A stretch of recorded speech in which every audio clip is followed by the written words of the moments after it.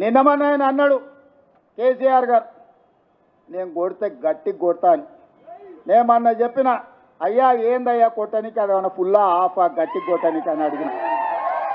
చంద్రశేఖరరావు గారు ఈ వేదిక మీద నుంచి చెప్తున్నా, నీ గట్టి కొట్టాలంటే నీ కొడుకును వంగబెట్టి కొట్టు.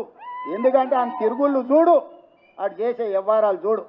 నీ బిడ్డను 2 చప్పరి, ఎందుకంటే లిక్కర్ దందాలో ఉండి ఈడ నిన్ను ఓడించిందే కదా, ఆడ కేజ్రీవాల్ కూడా మింగేసింది. నీ అల్లుడు భూదందాలు చప్పరి, నీ అల్లుని పట్టుకొని 4 గట్టిగా కొట్టు. వాళ్ళను కొడుకుని కొట్టు, అల్లుని కొట్టు, బిడ్డను కొట్టు, సడ్డకుని కొడుకుని కొట్టు, గట్టి కాదు కట్టె తీసుకొని కొట్టు. వీళ్ళు చేసిన దుర్మార్గాలు తెలంగాణ సమాజం చూసింది కాబట్టే నిన్ను గట్టిగా వంగబెట్టి కొట్టింది తెలంగాణ సమాజం అని చెప్పిన చంద్రశేఖరరావుకు ఆయనకు చెప్తున్నా.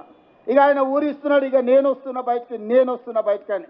అయ్యా నువ్వు బయటకు వచ్చినప్పుడు, నువ్వు కుర్చీలో ఉన్నప్పుడే మా యూత్ కాంగ్రెస్ కార్యకర్తలు నేను బండకేసి కొట్టిరు. మళ్ళీ వచ్చేదేముంది? నువ్వు ముఖ్యమంత్రిగా ఉన్నప్పుడు, నీ పార్టీగా అధ్యక్షుడిగా ఉన్నప్పుడే మా యువజన కాంగ్రెస్ పిల్లలు నిన్ను బండకేసి కొట్టి ఓడగొట్టి ఇంట్లో ఊసబెట్టిరు. ఇవాళ కేటీఆర్ గారు ఊర్ల మీద తిరుగుతున్నాడు, కొత్త బిచ్చగాని పొద్దుగుర్తు ఎరగాడని. 10 ఏళ్ళ అధికారంలో ఉన్నాడు, డబుల్ బెడ్రూమ్ ఇల్లు ఇస్తాను ఇయ్యలే, ఇంటికో ఉద్యోగం ఇస్తాను ఇయ్యలే, దళితులకు 3 ఎకరాల భూమి ఇస్తాను ఇయ్యలే, డబుల్ బెడ్రూమ్ ఇల్లు ఇయ్యలే. ఇట్లా చెప్పుకుంటా పోతే 100 హామీలు ఉన్నాయి. 10 ఏళ్ళు అమలు చేయలేదు. 7 లక్షల కోట్ల రూపాయలు అప్పు తెచ్చాడు.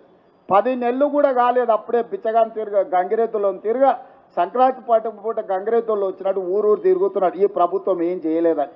ఈ ప్రభుత్వం 5 ఏళ్ల కోసం ఎన్నికైంది. మొదటి సంవత్సరంలోనే 55,000 ప్రభుత్వ ఉద్యోగాలు ఈ ప్రభుత్వం ఇచ్చింది. మొదటి సంవత్సరంలోనే 25,50,000 మంది రైతులకు 21,000 కోట్ల రూపాయల రైతు రుణమాఫీ చేసింది. నువ్వు ఎగ్గొట్టిపోయిన రైతు బంధు 7,625 కోట్ల రూపాయలు నేను వచ్చినాక రైతు బంధు మొదటి విడత వేసిన. ఇవాళ 10,000 కోట్ల రూపాయలు రైతు భరోసా 2వ విడతలు వేసిన. ఆడబిడ్డలకు బస్సు ఉచిత ప్రయాణం అన్నం ప్రతి నెల 400 కోట్లు, దాదాపుగా ఈ సంవత్సరంలో 4,000 కోట్లు ఆర్టీసీ కార్పొరేషన్కు చెల్లించి 120 కోట్ల మంది ఆడబిడ్డలు ఆర్టీసీ బస్సుల్లో ఉచితంగా ప్రయాణం చేసింది.